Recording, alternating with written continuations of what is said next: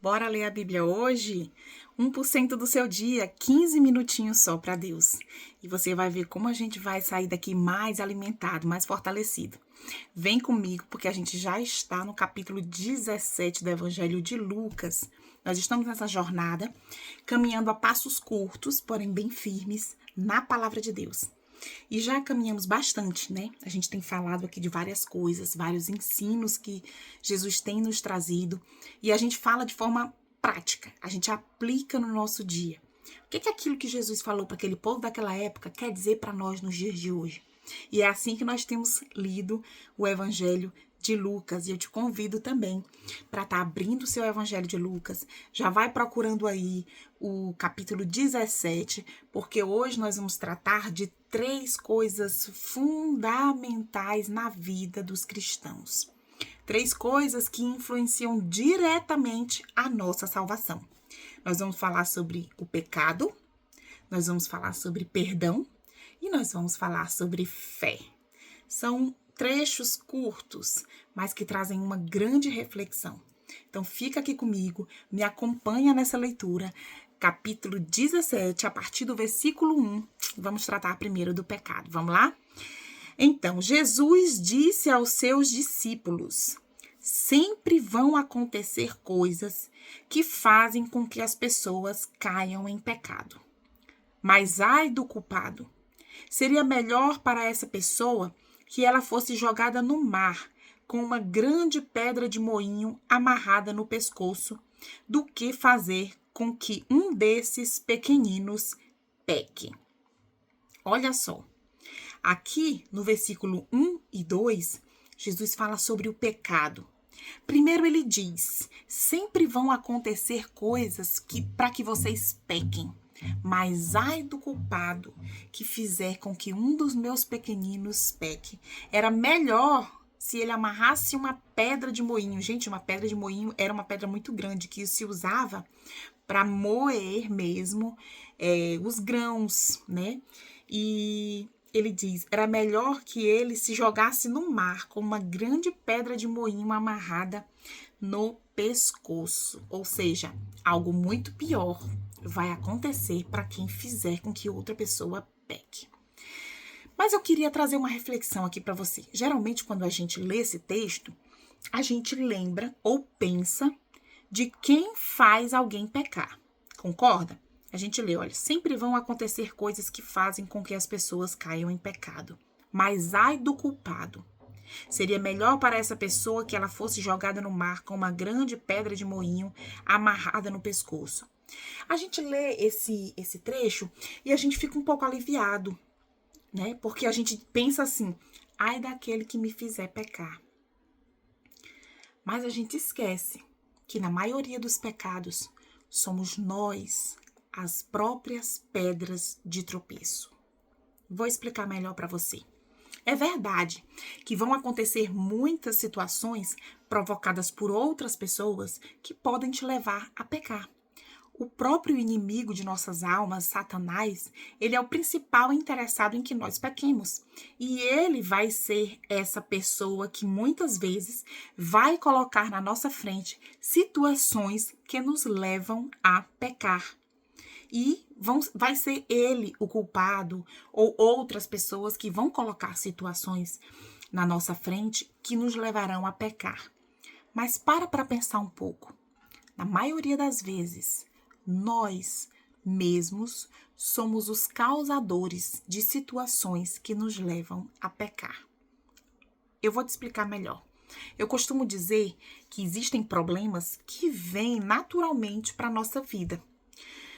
Na tua vida rotineira de trabalho, na nossa vida em que a gente tem os nossos afazeres diários, nas nossas lutas com os nossos filhos, quem ainda estuda na nossa vida de estudo, vão ter problemas naturalmente, né? Que vêm naturalmente para o nosso dia, para a nossa rotina. Problemas pequenos, como, por exemplo, o engarrafamento. Problemas grandes, como, por exemplo, uma doença, né? Uma doença sem cura, né? Vão vir. Durante a nossa vida, nós estamos passíveis a sofrer esses tipos de problemas. Mas existem problemas que nós compramos. Eu costumo dizer muito isso. Existem problemas que vêm naturalmente e existem problemas que a gente compra. Que problemas são esses, Francisca, que a gente compra? Por exemplo, um período de inverno, vou falar um problema pequeno. Num período de inverno, onde você sabe que chove muito, consequentemente vai trazer engarrafamentos e você já sai de casa atrasado. Você poderia ter se programado para sair mais cedo, para que você andasse devagar, para que você chegasse com calma no lugar onde você quer chegar, mas não. Você decidiu dormir mais e não foi um descuido, não. Rotineiramente você sai de casa atrasado. A consequência é que você vai começar o dia estressado, vai querer andar mais rápido num dia em que o trânsito vai estar muito caótico. E a probabilidade de você se envolver em um acidente de trânsito é muito maior. Então, é um problema que você comprou. Não é um problema que veio do tempo. Mas aí tá chovendo. Mas é inverno. É lógico que no inverno vai chover. Você consegue me entender? Existem problemas que a gente compra. Problemas que a gente pode evitar.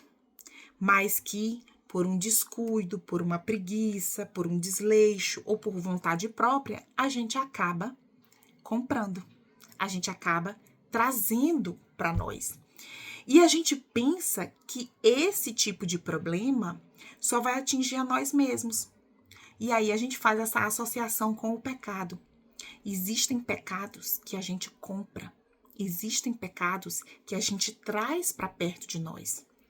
E esses pecados, eles não vão atingir só nós mesmos. Eles atingem todos que estão ao nosso redor. E quando o texto fala, ai do culpado, ai de nós, que trazemos o pecado para nós. Imagine aí qualquer pecado grave, que a gente sabe que não existe pecadinho e pecadão, né? Para Deus, todo pecado é grave, né? Mas imagine uma situação drástica, uma situação em que você vai causar um grande problema. Ou você vai... Vou trazer um exemplo. Uma situação em que você pode chegar a abandonar a sua fé. É uma situação drástica. Uma situação de você se envolver em uma falcatrua, um desvio, comprar uma mercadoria roubada, algo nesse sentido. É uma situação drástica. Uma situação de adultério é uma situação drástica. Imagine essas 3 situações. Nada disso acontece da noite para o dia. Ela acontece com pequenos deslizes, pequenos pecados que você vai cometendo até chegar no grande, né? Tô falando pequeno e grande só para te ilustrar, né? Mas para Deus, a intenção que parece pequena já é um pecado. Então vamos lá. Numa situação de desvio da fé. A pessoa nunca do nada, ele tem a sua fé consolidada e vai dizer, hoje eu não acredito mais em Deus. Não. Ela começa com pequenas gotas. Ele deixa de ler a palavra, ele deixa de frequentar uma igreja, ele vai se afastando devagarzinho. Quando por não, ele está totalmente afastado. Então, ele começou com pequenas gotas. Uma pessoa que se envolve em negócios fraudulentos, em essas coisas que a gente costuma ver, né, nos noticiários, envolvendo políticos, envolvendo agiotas, né? Isso nunca começa do dia para a noite. Hoje eu vou começar a me envolver numa compra de mercadoria sem nota, numa compra de mercadoria roubada. Não. Começa com pequenas gotas. Você começa a aceitar uma negociação aqui. Não, mas não vai prejudicar ninguém.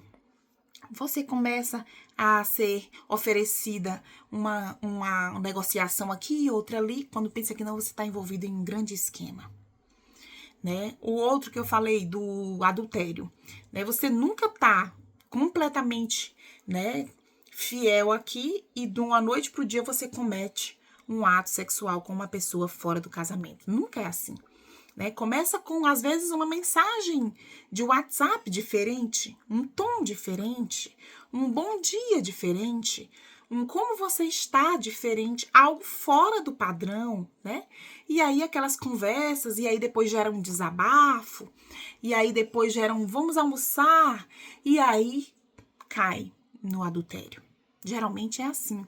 Nada é do dia para a noite. Começou com gotinhas pequenas e a gente vai trazendo o pecado para perto da gente. E esse versículo, ele nos alerta que causar o pecado, trazer o pecado para perto ou causar com que alguém peque, ser pedra de tropeço na vida de alguém, é algo muito sério, né? É muito sério porque ele traz que era melhor que essa pessoa amarrasse um peso bem grande no pescoço e se jogasse no mar. É algo muito sério, muito drástico, né? E na maioria das vezes, deixa eu só desligar aqui um negócio, um alarme aqui. E na maioria das vezes, a gente não tem essa consciência.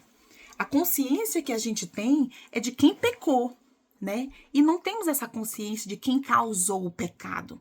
Eu trouxe o exemplo para nós mesmos, quando nós causamos o pecado. Mas às vezes nós causamos esse pecado na vida de outras pessoas também. Às vezes intencionalmente, né? Quando nós influenciamos positivamente alguém ou alguma pessoa, né? E tem também situações em que nós levamos uma pessoa a pecar por influência. Principalmente nós cristãos que temos que influenciar positivamente. A forma como nós agimos, os ambientes que nós frequentamos, as palavras que nós falamos, influenciam as pessoas. Às vezes, as pessoas podem dizer assim: ah, fulano de tal que é crente faz, eu também vou fazer, né? Às vezes existe isso. Então, nós precisamos ter essa análise com relação à nossa vida, uma vida de santidade. Quando eu falo crente, gente, eu falo, sabe, todo aquele que crê, né? Eu não faço essa separação porque não existe placa de igreja lá no céu. Eu já até falei uma piada aqui sobre isso, né? Então, crente é todo aquele que crê, para mim, né? Então, creu no Senhor Jesus, no sacrifício que ele fez na cruz por nós, e teve uma vida entregue a ele, para mim, é cristão, é crente, né? E vamos nos encontrar lá no céu. Então, essa questão do pecado é algo sério, que nós devemos sempre estar trazendo à mente as nossas falas, as nossas atitudes, né? Porque é algo que pulveriza ao nosso redor. E em seguida, o texto vai falar de outro tema muito importante, que é o perdão. Ele diz assim, ó: tenham cuidado, no versículo 3. Se o seu irmão pecar, repreendam. Se ele se arrepender, perdoe. Se pecar contra você 7 vezes num dia, e cada vez vier e disser, me perdoe, me arrependo, então perdoe. Olha o que ele está falando aqui, né? De 2 palavras muito importantes, do perdão e do arrependimento. Ele fala de início que quando a gente vê um irmão nosso pecando, a gente tem que repreendê-lo. Muitas vezes, quando nós estamos em pecado, a gente fica cego, tá, gente? Eu já falei aqui, o inimigo, ele faz você comer lama achando gostoso. E quando vem um irmão e nos repreende, há grande possibilidade de nós abrirmos nossos olhos. A depender de como for essa repreensão também. Porque se você for lá só para apontar e julgar, às vezes a pessoa não vai te ouvir. Mas quando você vai com amor, demonstrando o seu interesse por amor, que aquela pessoa mude sua situação, grande chance de aquela pessoa te ouvir e que seus olhos se abram. Então é importante a gente saber como falar, né? Porque muitas vezes você vai repreender se achando muito santo. E nós estamos em processo de santificação, mas ainda não somos santos. Ainda não somos, como é que eu digo, blindados do pecado. A gente também pode cair. Qualquer um de nós, seres humanos, estamos passíveis de cair em pecado. Então, quando a gente for repreender um irmão, vamos com amor, vamos com calma, nos colocando no lugar dele, né? Nada de bonzão, de ungidão, de santão, não, porque a gente ainda não é, né? E vem a outra questão, que muita gente erra nesse ponto, que é a questão do perdão, né? É algo ainda que nós precisamos tratar muito em nós. Porque na maioria das vezes, o rancor, né, a raiva, aquele sentimento ruim que fica quando alguém nos causa um mal, ele nos impede de liberar perdão. Mas eu vou te dizer uma coisa aqui que vai ser prática para tua vida, viu? O perdão não espera você sentir vontade, tá bom? Você não precisa sentir. O perdão, ela é uma ordem que Deus nos dá. Ela é uma ordem que você tem que cumprir. Não espera sentir. Cumpra. Obedeça. Ah, Francisca, mas eu abri a boca e disse, ok, te perdoo, mas dentro de mim tá do mesmo jeito. É assim mesmo, viu? Você vai precisar obedecer. Você vai precisar dizer, eu te perdoo, mesmo morrendo de ódio por dentro. É difícil, gente, mas é assim mesmo. Nós somos seres humanos. Eu não vou pintar uma fantasia pra você aqui, porque nós não somos perfeitos ainda. Só quando a gente subir com o nosso corpo glorificado, aí sim, não vai haver mais pecado em nós. Mas nós ainda somos imperfeitos. E eu vou te dizer na real como é que funciona. É pra perdoar. Mas eu não tô te dizendo que o teu coração vai ficar cheio de florzinha e que você vai abraçar a pessoa e vai chamar pra jantar na tua casa. Não funciona assim. Você vai abrir a tua boca e vai dizer, eu te perdoo. Mas dentro de você vai estar com vontade de esmagar. É assim que funciona. Mas você, nas suas orações, faça o que eu tô te dizendo. Coloque aquela pessoa nas suas orações. Aquela pessoa que te fez mal? Sim. Aquela pessoa que te fez mal, que te traiu, que te decepcionou. Coloque ela nas tuas orações. E a partir de então, Deus vai trabalhando aquilo em você.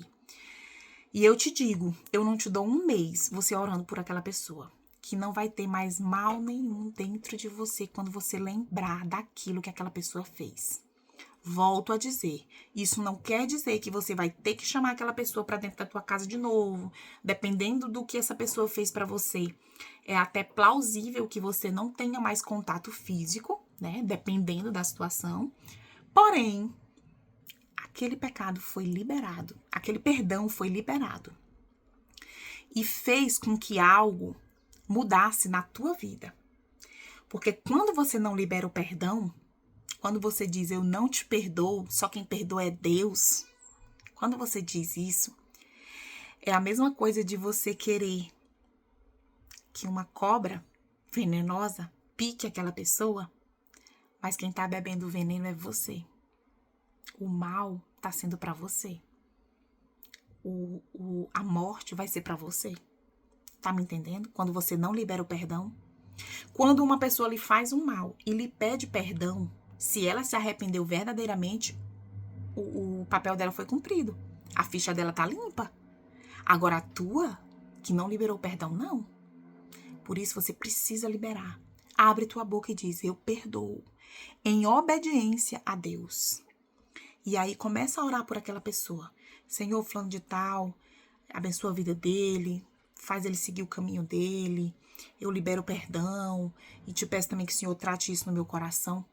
Um mês, tu vai ver como você não tá mais sentindo dor, aquele pensamento daquela coisa ruim que aquela pessoa lhe fez. Você não vai esquecer, tá? Não é amnésia, você não vai esquecer, mas aquilo não vai mais te ferir.